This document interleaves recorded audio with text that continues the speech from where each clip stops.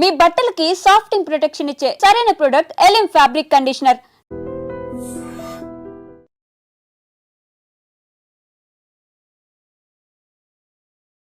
Sir madam కిందకి rebel అంటారండి కేరళలో. మేడం అడగండి, మేడం అడగండి. అంటే అప్పుడు యాక్షన్ అంతా డైరెక్ట్గా స్ట్రైట్ ఫార్వర్డ్గా ఉంటారు, ముక్కు సూటిగా మాట్లాడతారు, కొంచెం డిప్లొమాటిక్ కూడా తను ఉంటారు. కూడా ఆఫీసర్ కదండి, ఆమెను అడగండి చెప్తుంది. అంటే పోలీస్ ఆఫీసర్ అనగానే కొంచెం డిప్లొమాటిక్ ఉండాలి, కానీ ఆవిడ ఆ విధంగా డిప్లొమాటిక్ కి దీనికి సంబంధం లేదండి. అంటే మాటలు మాత్రమే కాదు ఒక రెబెల్ అనేది, యాక్షన్స్ కూడా ఉంటాయి కదా. నేను ఒక పని చేస్తా అంటే చేసి చూపించడం, ఒకళ్ళు మీరు ఇది చేయలేరు అంటే అది చేసి చూపించడం, లేకపోతే మనం ఒక పని చేస్తున్నప్పుడు దాన్ని అడ్డగించిన వాళ్ళని తొలగించడం, ఇట్లాంటివి ఉంటాయి కదా. ఈ మూడిట్లో ఒకటి చెప్పండి మేడం చేసింది. ఈ మూడిట్లో ఒకటి చెప్పండి ఒక సంఘటన. ఇప్పుడు మదనీ తెలుసా అండి మీకు? మదనీ అని ఒక టెర్రరిస్ట్ కేసులో అక్యూజ్డ్ ఆయన. అచ్చా. ఒక కర్ణాటక కేసులో, బాంబ్ బ్లాస్ట్ కేసులో, కోయంబత్తూరు బాంబ్ బ్లాస్ట్ కేసు అది. దాంట్లో వారెంట్ వచ్చింది. ఆయన ఒక టెర్రరిస్ట్ కొల్లం జిల్లా నుంచి ఉన్నాడనమాట. ఆయన వారెంట్ ఎగ్జిక్యూట్ చేయాలంటే నార్మల్గా పోలీసు వచ్చి పట్టుకొని వెళ్ళిపోతారు. కాకుంటే ఆయనకు ఒక ఆయనకు ఒక పార్టీ ఉండేది కాబట్టి అక్కడ లోకల్స్ అందరిది కూడా సపోర్ట్ ఉండేది. ఇప్పుడు మేడం కొల్లం ఎస్పీ అనమాట. ఆ టైంలో పెద్ద బందోబస్తు చేశారు. ఆయనను పట్టుకోవాలంటే వేల మంది పబ్లిక్ అక్కడ చుట్టుముట్టున్నారనమాట ఆయన ఉండే ప్లేస్ని. అట్లాంటి పరిస్థితుల్లో నార్మల్ పోలీసు ఎవరు కూడా ఒక మనిషిని అరెస్ట్ చేసి తీసుకెళ్ళలేరు. అది ఎట్లా చేసిందని మీరు నన్ను అడగొద్దు. హర్షిత అరెస్ట్ చేసి పంపించిందండి, అంతే. ఇంకా సార్ సాధారణంగా మేడం రెబెల్ అంటే మీకు ఒక వైఫ్గా, ఒక పార్ట్నర్గా, ఒక కొలిగ్గా ఇన్ని రకాలుగా వస్తున్నప్పుడు ఆవిడ పనిచేస్తుంది బాగా, మీ వైఫ్ పనిచేస్తుంది అంటే ఒక క్రెడిట్ ఉంటుంది, ఒక ప్రౌడ్గా ఫీల్ అవుతారు. కానీ మరొకవైపు అరే నాకన్నా భార్యకి మంచి పేరు వస్తుందని మాకు అట్లా అనిపిస్తుంది అండి. ఎందుకో ఎవరికి ఏమైనా బాధ వచ్చినా, ఏమైనా ఒక మంచి whether it is a brick or a bat అంటే మేము ఇద్దరం కలిసి సంతోషిస్తాం, ఇద్దరం కలిసి బాధపడతాం, అంతే ఉంటుంది మాకు. Perfect couples. ఓకే సార్, మీ తర్వాత కొచ్చిన్ కమిషనర్, త్రివేంద్ర కమిషన్, ఈ రెండిట్లో మీకు బాగా గుర్తుపెట్టిన సంఘటన చెప్పండి. ఎందుకంటే మీరు కొచ్చిన్లో ఉన్నప్పుడు, కొచ్చిన్ కమిషనర్ లాగా ఉన్నప్పుడు అండి, ఒక చాలా స్ట్రేంజ్ కేసు డిటెక్ట్ అయింది. ఒక మిస్సింగ్ కేసు అనమాట. ఒక 50 ఏళ్ళ ఆవిడ వాళ్ళ తమిళనాడు నుంచి వచ్చి ఇక్కడ పని చేసుకుంటుంది, పూలు అమ్ముకుంటుంది. ఆ అమ్మాయి అంటే పెద్ద ఆవిడే, కూతురు ఎక్కడో ఉంటుంది, కొడుకు ఎక్కడో ఉంటాడు. తమిళనాడులో ఒక ఫ్యామిలీ, ఇక్కడ ఒక ఫ్యామిలీ. ఈమె ఒక్కతే ఉంటుంది. ఈమె సడన్గా ఒక వారం రోజుల నుంచి కనిపించట్లేదు. ఒక మిస్సింగ్ కేసు రిపోర్ట్ అయింది. కేరళలో మిస్సింగ్ కేసు అయినా కూడా ఎఫ్ఐఆర్ చేస్తారండి. అన్యాచురల్ డెత్ అయినా ఎఫ్ఐఆర్ చేస్తారు. మీ ఇంతకుముందు ఒకసారి చెప్పాను మీకు, ప్రతి విషయం ఎఫ్ఐఆర్ అవుతుంది అక్కడ. ఎందుకంటే ఎఫ్ఐఆర్ లేకుంటే దాన్ని ట్రాక్ చేయలేము కాబట్టి. మిస్సింగ్ కేసు రిపోర్ట్ అయింది, చాలా మిస్సింగ్ కేసు రిపోర్ట్ అవుతుంటాయి. ఇంకోటి 50 ఏళ్ళ ముసలా, మిడిల్ ఏజ్ అయినా సరే 50 ఏళ్ళ ఆవిడ అంటే యంగ్ కాదు కాబట్టి, ఇంకోటి తమిళనాడు, ఇక్కడ ఆమె కాదు, ఇక్కడ ఒక ఫ్యామిలీ లేదు, కంప్లైంట్ ఇవ్వలేదు అని ఇగ్నోర్ చేస్తారు జనరల్గా. కానీ కేరళ పోలీసులో ప్రతి కేసుని ఫాలోఅప్ చేసే సిస్టమ్ ఉంది అక్కడ. ఎందుకు మిస్ అయింది అని మాకు అనుకుంటుంటే, మా ఒక ఆఫీసర్ నా కింద డీసీపీ ఉండేనండి, మంచి ఆఫీసర్, చాలా Sasidharan, very very experienced officer, ace officer. అయితే ఆయనకు ఒక డౌట్ వచ్చింది. Out of his experience, 50-year lady going missing and not from Kerala, and her son and daughter staying somewhere else అనగానే ఆయనకు కొంచెం ఎంక్వైరీస్ కొంచెం డీప్గా చేశాడు. ఎస్హెచ్ఓస్ని వీళ్ళని పిలిచి మీటింగ్ చేసి కనుక్కోవడాలు అవన్నీ చేస్తుంటే తెలుస్తుంది. పోలీసు ఇన్వెస్టిగేషన్ చేస్తున్నప్పుడు దానికి కనెక్టెడ్ అయిన వాళ్ళందరికీ డొంక కదులుతుంది అనమాట. అయితే ఈయనకు ఒక ఇన్ఫర్మేషన్, అనానిమస్ కాల్ వచ్చి ఇన్ఫర్మేషన్ వచ్చింది. ఏంటంటే సో అండ్ సో రోజు తను సో అండ్ సో ప్లేస్లో లాస్ట్ కనిపించింది, దాని తర్వాత ఈ పనికి వెళ్ళింది, కనిపించలేదు, చనిపోయే అవకాశం ఉంది అన్నట్టు అన్నారనమాట. అంటే ఈయనకు డౌట్ వచ్చింది. ఫస్ట్ డౌట్ వల్లనే ఎక్కువ కదిలిచ్చాడు కానీ ఇంకా ఇన్ఫర్మేషన్ వచ్చింది. ఇంకా డీప్గా చూస్తే ఒక సీసీటీవీస్ ఫాలోఅప్ చేశారు. ఒక 200-300 సీసీటీవీస్ చూశారు అక్కడ. చూస్తే ఒక ప్లేస్లో తను రెగ్యులర్గా వెళ్ళే ఒక రూట్లో ఒక బండి ఎక్కుతుంది. ఆ బండి ఫోన్ నెంబరు దాన్ని ఫాలోఅప్ చేస్తే వేరే ఒక డిస్ట్రిక్ట్, పత్తనంతిట్ట డిస్ట్రిక్ట్లో, అంటే ఒక 200 కిలోమీటర్ల అవతల ఒక ఊర్లోకి వెళ్ళి, మా సీసీటీవీ అక్కడ ఉండదు కదా ఇంకా ఫర్దర్గా, అక్కడ ఒక ఏరియాకి వెళ్ళింది. దాని తర్వాత మా ఫేస్బుక్ అనాలిసిస్, తర్వాత కాల్ అనాలిసిస్ అంతా చేస్తుంటే మాకు కొన్ని క్లూస్ దొరికినాయి అనమాట.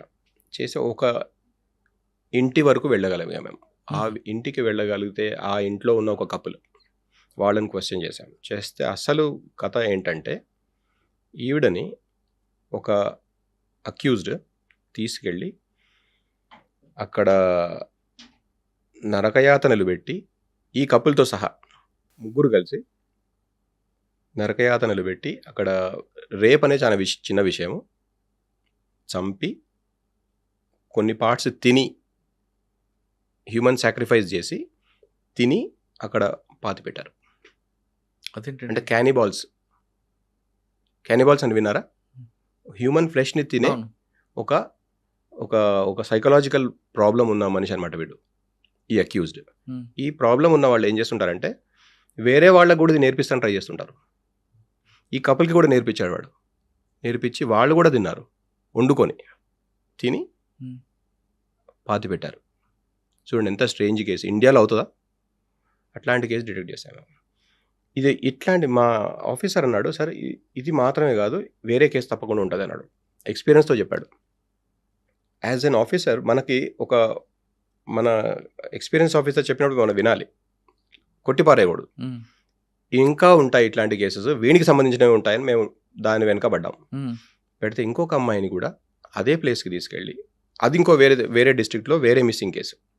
ఆ కేసు కూడా ఇక్కడికే, ఈ ఇంటికే వచ్చి ఇదే రకంగా నరకయాతనలు పెట్టి చంపి తిని పాతి పెట్టారు. ఈ రెండు బాడీస్ వాళ్ళకి అలవాటు చేసినప్పుడు ఏం చెప్పాడండి? తింటే ఏమైనా వాడికి ఒక పర్వర్ట్ అండి. వాడు పోస్ట్ మార్టం అసిస్టెంట్ లాగా వెళ్ళాడు. అంటే ఎక్కడ ఛాన్స్ దొరికితే అక్కడ హ్యూమన్ ఫ్లెష్ అలవాటైంది వాడికి. అట్లా వాడు ఇప్పుడు జైల్లో ఉన్నాడు, లైఫ్ సెంటెన్స్ వస్తుంది. అట్లా వాడు అంటే హ్యూమన్ సాక్రిఫైస్ అండ్ క్యానిబాల్ కేసు ఎక్కడైనా ఇండియాలో కూడా మీరు వినకుండొచ్చు. అవును. ఎన్డీటీవీ వాళ్ళు కూడా నాకు ఫోన్ చేశారు. I have an interview with NDTV, I have an interview with Republic TV. National news, ఇది ఇంటర్నేషనల్ న్యూస్ యాక్చువల్గా. ఆ కేసు పట్టుకున్నాం మేము, ఒక missing case ending in human sacrifice and cannibal. ఆ డీసీపీకి మీరు రివార్డ్ అండి. ఆ DCP he's an IPS officer firstly.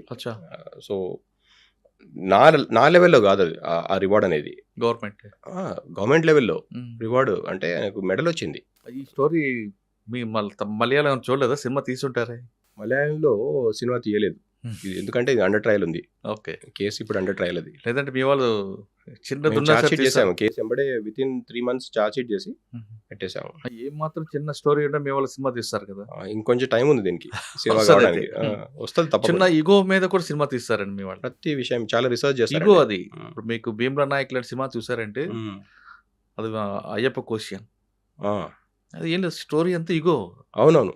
Okay, త్రివేంద్రంలో తర్వాత కొచ్చిలో ఇంకా వేరే కేసెస్ కూడా ఉన్నాయండి, చాలా gruesome cases. Father killed his own daughter. ఎందుకు? వాడికి చాలా అప్పులు అయినాయి. అప్పులైనాక ఒక దగ్గర ఆల్రెడీ అప్పులయ్యి అక్కడ నుంచి ఊరు పేరు అంతా మార్చుకొని ఇంకొక దగ్గర సెటిల్ అయిపోయి అక్కడ ఫ్యామిలీని సెటప్ చేసి, వాడు ఇక్కడ కూడా మళ్ళీ అప్పులయ్యి ఆ పాత వాళ్ళు ఇక్కడ వీడిని ట్రాక్ చేసి వస్తున్నారు అని తెలిసి మళ్ళీ ఇక్కడ నుంచి ఇంకొక ఐడెంటిటీ క్రియేట్ చేయడానికి, ఇక్కడ పాత ఫ్యామిలీ కానీ ఇక్కడ గుర్తులు కానీ తీసేయడానికి సొంత కూతురుని చంపాడు.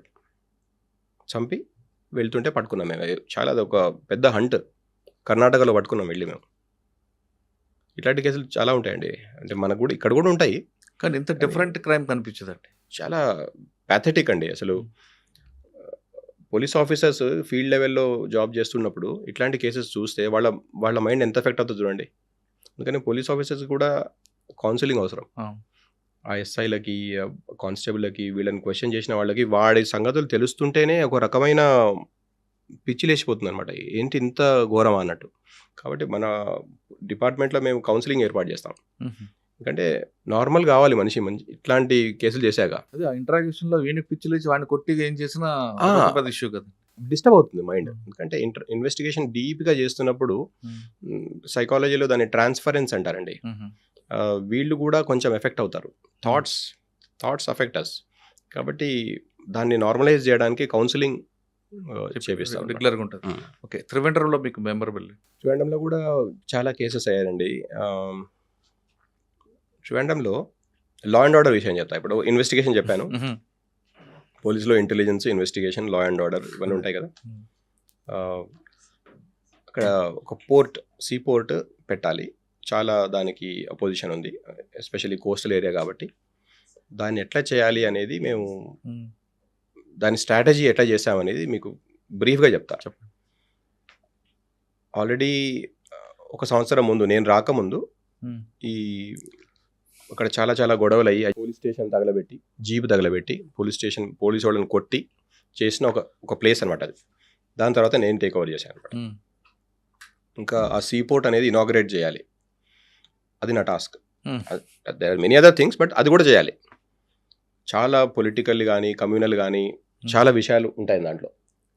మనం చాలా బ్లైండ్గా వెళ్ళి కొట్టి, చంపి, కాల్చి, ఫైరింగ్ చేస్తే లేడీస్, చిల్డ్రన్ కూడా చనిపోవచ్చు.